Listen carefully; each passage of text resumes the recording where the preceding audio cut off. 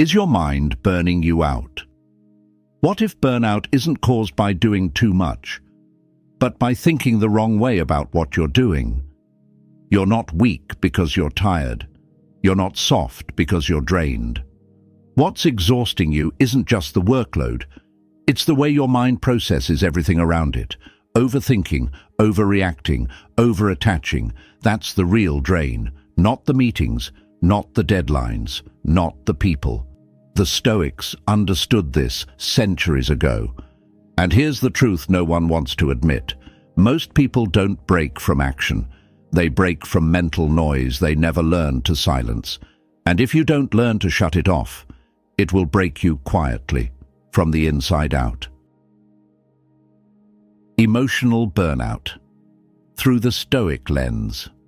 Burnout isn't solved by rest alone. It's solved by clarity, restraint, and emotional governance.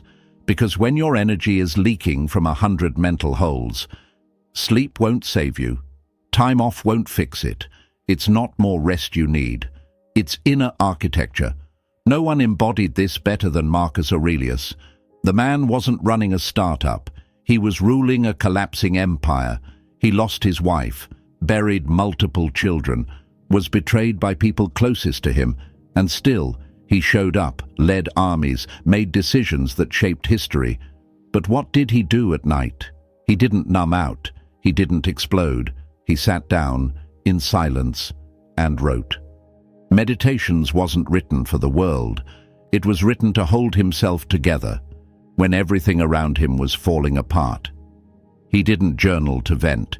He journaled to rebuild, to command himself through chaos.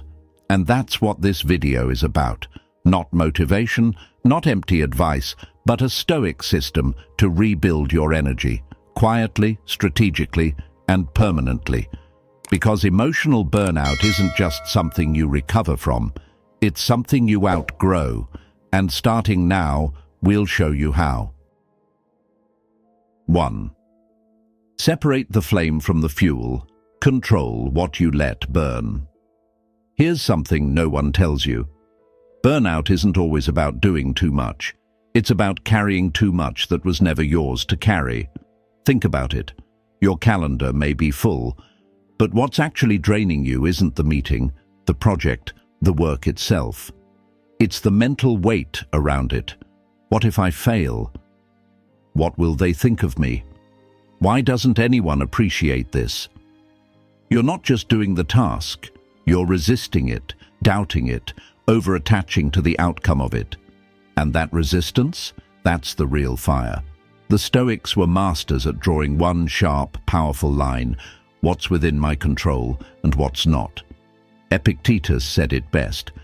Some things are up to us and some things are not. When you confuse the two, you burn out. When you separate them, you conserve energy like a general rationing food before war. Here's how that looks in real life. Let's say you're working on a big project. You can control the effort, the timeline, your precision. But you can't control how others respond. You can't control if someone criticizes or misunderstands you. And yet, most of your exhaustion is coming from trying to manage those things. So here's the Stoic move. Every time you feel that pressure rising, pause and do this one simple thing. Draw 2 columns. Column A, what I control. Column B, what I don't. And don't overthink it. Be ruthless, be honest. Then take everything in column B and let it burn without you. You'll be shocked at how quickly the flame dies when you stop feeding it with your attention. Because control isn't about tightening your grip. It's about knowing where not to place your hands at all. And once you master this separation, you stop being consumed. You start conserving, and that's the first step toward emotional sovereignty. Now that you've created this mental line, we move to your next power move, strategic withdrawal. Not to escape the world, but to reset before it consumes you. 2. Practice strategic withdrawal, rest as a tactical move. In a world obsessed with never quit, we've forgotten the power of a well-timed retreat. But the Stoics never did. They understood that there is strength in restraint. And sometimes the wisest move isn't to push harder, but to step back with intention. See, burnout doesn't always happen because you're weak. It happens because you didn't know when to pull out of the noise. You kept going when your mind was already waving the white flag. But here's the Stoic truth. The warrior who doesn't rest strategically eventually collapses randomly. Marcus Aurelius, emperor, general, philosopher, lived under constant demand. He wasn't just managing a country, he was managing invasions, plagues, betrayal, grief, and yet he knew when to pull back. He wrote, "Sometimes retreat is strength, not surrender." That wasn't poetry, that was a practice. For Marcus, strategic withdrawal didn't mean checking out of life. It meant protecting the flame so it wouldn't burn out completely. Here's how you apply this. Set quiet boundaries that no one else needs to understand. Carve out time where you don't check messages, you don't respond, you don't perform. Not because you're avoiding life, but because you're reclaiming space to think, to breathe, to reset. It might be 1 hour a day, it might be Sundays, it might be the first 30 minutes after waking up. Whatever it is, schedule it like a tactical meeting with your future self. Call it strategic silence if that helps, but guard it. Because that quiet space, that's where your next move gets designed. And when you return from that silence, you're not just rested, you're rearmed. Now that you've reclaimed your space, let's talk about rebuilding your center. Because endurance isn't built in big dramatic moments. It's built through small rituals done consistently, the kind that no one sees, but everyone eventually feels. 3. Use micro-routines to reclaim inner control. Let's face it.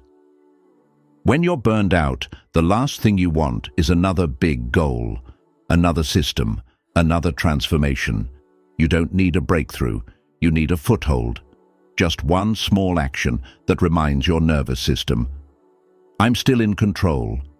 Because that's what burnout steals first, your sense of agency, not your energy, not your time, but your belief that you can still choose, still acting, still lead yourself. The Stoics knew this. They didn't talk about massive change, they talked about daily practice, tiny, repeatable actions that restore the mind's grip on reality. Epictetus said, "First say to yourself what you would be, and then do what you have to do." It starts with small movement, not for results, but for rhythm. So here's your tactical move. Design a Stoic reset ritual, not for motivation, not for aesthetics, just to re-anchor your mind when it starts to slip. Here's a simple one, 2 minutes of breath work the moment you wake up. No phone, just inhale and exhale with intent. Write 3 lines in a journal. What do I control today? What am I letting go of? What matters most? 10 minutes of movement, walk, stretch, push-ups, no music, no hype, just motion. That's it, 15 minutes total. But it's not the duration that matters, it's the ownership. When you do this daily, even when you're tired, even when your brain resists, you're telling yourself, I'm still at the helm. And that moment of self-leadership, however small, rebuilds your foundation. Because consistency in the small is the root of strength in the large. Now that you've re-established rhythm, let's face the deeper question. What if burnout isn't a sign that you're weak, but a signal that your system needs to evolve? And that's exactly what we'll unpack next. 4. Reframe burnout as a call to strategy, not escape. Here's something most people get wrong about burnout. They see it as a sign of failure, a breakdown, a moment to run, shut down, escape. But a Stoic sees it differently. Burnout isn't the end, it's data. It's your internal system flashing a signal. The way you're operating is no longer sustainable. And in that moment, you have two choices: collapse and blame the world, pause and redesign your system. The Stoics always chose the second. Marcus Aurelius didn't escape hardship, he studied it. He used fatigue and frustration as intel, not emotionally, but strategically. He asked, "What am I doing that no longer aligns with my principles? Where am I leaking energy trying to control the uncontrollable? What am I chasing that's costing me my peace?" That kind of reflection, done consistently, turns burnout from breakdown into blueprint. So here's your Stoic assignment. Next time you feel exhausted, not just tired, but hollow, don't grab your phone, don't scroll, don't vent. Instead, ask, what part of my system is outdated? Where am I operating on autopilot instead of strategy? What am I doing to please others that I wouldn't do if I were fully aligned? Write it down, not for inspiration, but for clarity. Because once burnout becomes a message, not a meltdown, you're no longer reacting, you're rebuilding, and that's when healing becomes power. Now that you've shifted how you interpret exhaustion, there's one more piece to lock in: purpose. Because no system, no matter how clean, can survive without a core reason for moving forward. Let's go there next. 5. Anchor yourself in purpose, not productivity. Let's end with a truth that burns. You're not burned out because you've done too much. You're burned out because you've forgotten why you're doing it. Burnout isn't a productivity problem, it's a purpose problem. You've been moving, yes, but are you moving with weight, with direction, or are you chasing tasks that look important but feel hollow? The Stoics never measured a day by how much they got done. They measured it by how aligned their actions were with what truly mattered. Marcus Aurelius wrote, "At dawn, when you have trouble getting out of bed, tell yourself, I am rising to do the work of a human being, not a machine, not a content creator, not a task finisher, a human being with a reason to act. That's what you've lost, not energy, but meaning." So here's your Stoic reset. Don't ask, what do I need to finish today? Ask, what do I need to fulfill today? Strip away the noise. Revisit your internal compass. What are you building? What principle are you standing for? What code are you living by when no one's watching? Now condense it into one sentence. Write it down. Make it visible.